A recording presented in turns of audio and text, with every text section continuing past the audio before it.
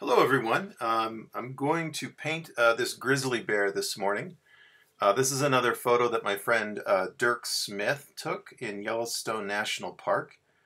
You can see there's actually an elk kill that grizzly was working on there in the photo, but I don't think I'll probably paint that. In fact, I know I don't. Anyway, so here we go. This is another kind of quick sort of a warm-up, kind of a 1-hour warm-up style painting for the 30 by 30 Direct Watercolor challenge. And again, the challenge is to do watercolors without doing any kind of pencil drawing or using any ink, or it's just basically putting paint to paper. And so that's what I'm doing here with this bear, kind of trying to rough in some of these areas, some of the darks under the chin there, and I know that there's grass moving up into some of those areas under his chin, so I've kind of roughed that in. And this is one of those that I really could have used a nice pencil drawing, because I find myself kind of fumbling my way through trying to find the forms on this bear.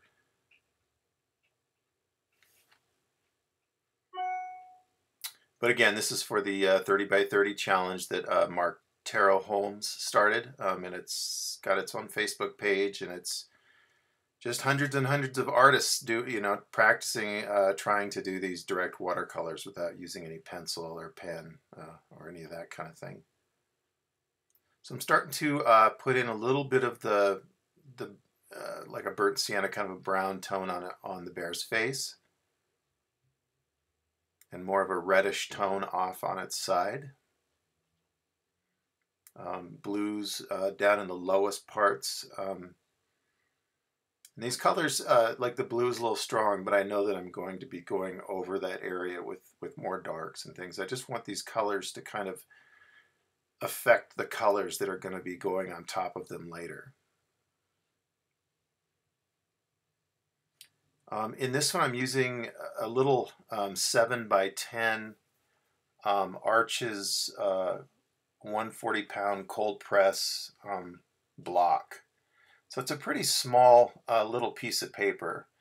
I'm also using Daniel Smith watercolors, and I'm using a brush there that my friend Jared Cullum sent me as a gift, and so really enjoying that brush. It's an Escoda Perla travel brush, and it holds a lot of paint, but it also keeps a nice fine point. So yeah, it's a great brush. Thanks again, Jared, if you're watching. Okay, I'm starting to work some of the darks in.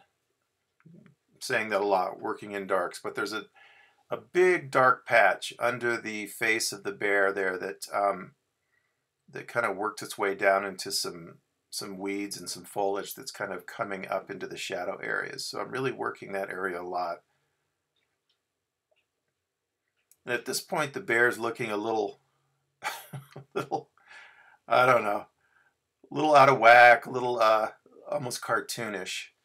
But what I'm doing is I'm kind of working things back and forth, trying to get it to a point where I like the proportions and the shapes of things, the shape of the head, things like that. At this point, I already have the ears way too high and a little too close together, but with animals, sometimes you can get away with that kind of stuff, because it's not like doing a likeness of a person. You can kind of fudge a little bit here and there.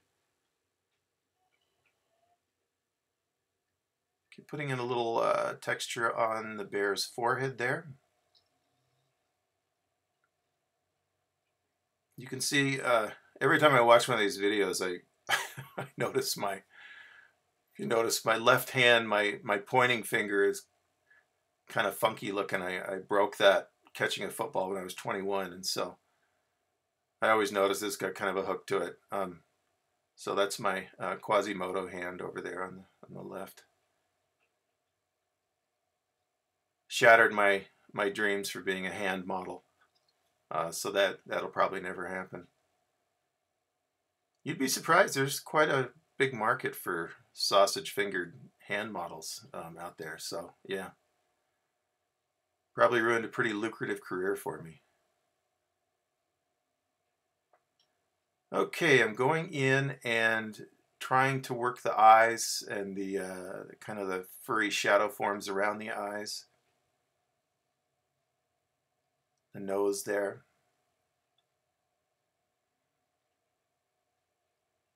Getting a little more rich color into there. Blue over the top of the head. A little more blue over in the shadow side of the, or on his side on the left there.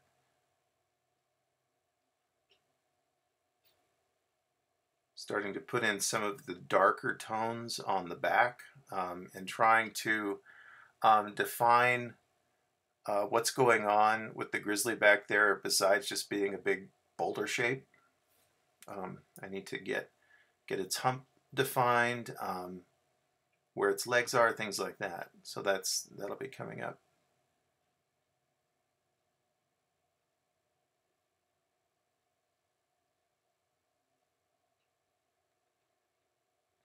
Grizzlies tend to have rings of fur, kind of. Oh, there's a bright red. That's probably a little too much, but just trying to get some color variation going, something of interest besides just a big brown blob.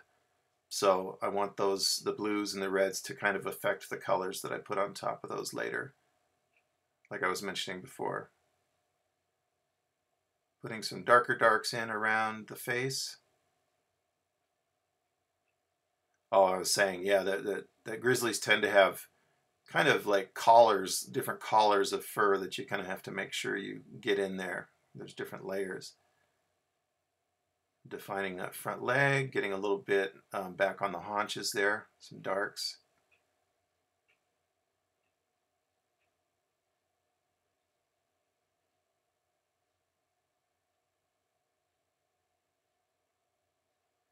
I'm just kind of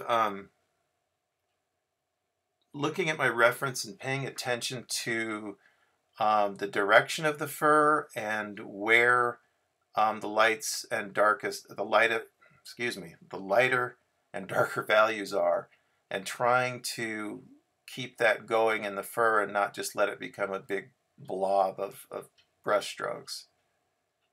At this point, it does look kind of like a big blob of brush strokes, but starting to put a little more dark kind of fur detail flecks on his forehead. Grizzlies have a very distinct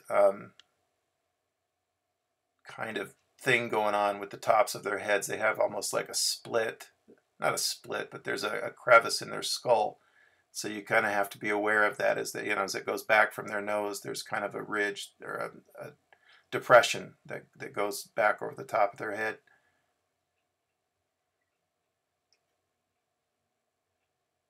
So I tried to put a little color in under and decided that wasn't good and wiped it away. A little more defining of where the legs are there by using the darks and getting a little fur texture in while I'm at it.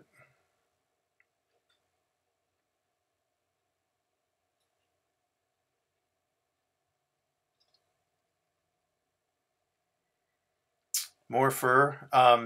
It's a real, and I don't know if I managed to pull it off in this one, but there's a real balance in trying to come up with a kind of a shorthand for fur and not overdoing it and painting every little hair. I ended up painting a lot of fur strokes in this one, and if I did this at a larger size, I don't know if it would come out the same way. I might try to use more, I don't know, hard to say. I've just been thinking that if I did this a little larger, it might be easier to do the fur because, the brush strokes would be finer compared to the overall size of the piece.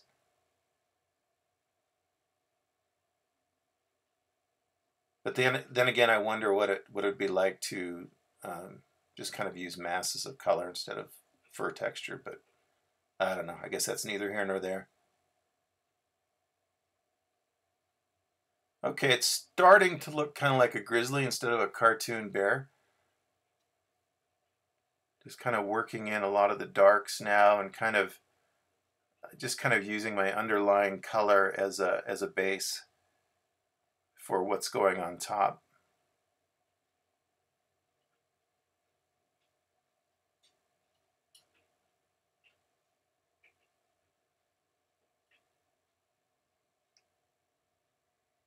At this point, I'm not really sure what I'm doing with this. I knew I wanted the bear and in there, obviously. and background wise, I wasn't sure what I was going to do. So here I am just kind of winging it. The elk kill in the photo, I knew I didn't want to put that in. I thought I'd, maybe put a rock in there or something. So I'm going in and I'm just pretty much just winging it, putting some textures and colors in, just sort of to suggest foliage and things that might be around the bear without pulling the eye too far away from the bear and the detail in the bear. Putting in some very light trees in the background. Just a suggestion of what's going on back there because I liked the light area around the bear when I got it finished, or not finished, but where I left it here at this point. It's like I'm trying to define a rock there, but I think I end up just kind of abandoning that idea.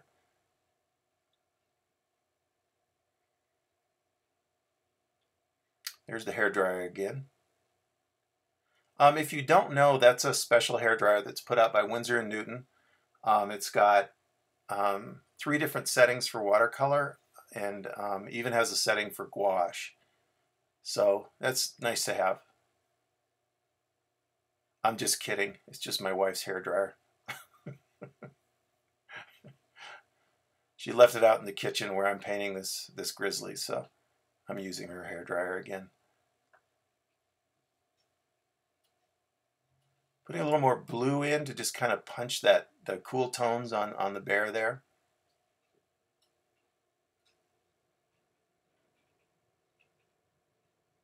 Kind of defining that ridge I was talking about on the top of its head. More fur texture. Is it too much? I don't know, maybe. I just didn't want to leave any areas of kind of flat color in the bear. Kind of putting a little more detail on its muzzle there, on its nose.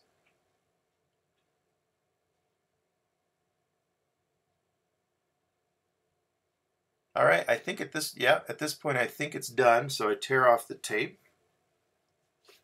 And there it is, quote unquote finished, but I come back to it later and decide I don't like the way the light is working on the fur, so I go back in and put a little more color in there. And I've decided to work a little bit of white gouache into this for some fur texture, so that's what I'm doing here.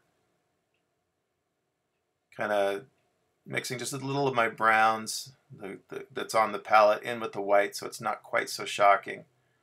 And going back in and hitting some of those lighter fur tones in there.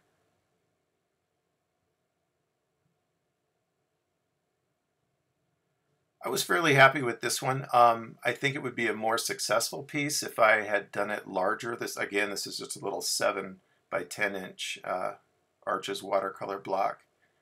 And it's working the fur was a little difficult because I was getting some big strokes that are a little too big here and there once in a while, and I think a larger piece would give me more control over different areas. So like I was saying, this is kind of just a semi-quick 1 hour kind of a warm-up painting for the day.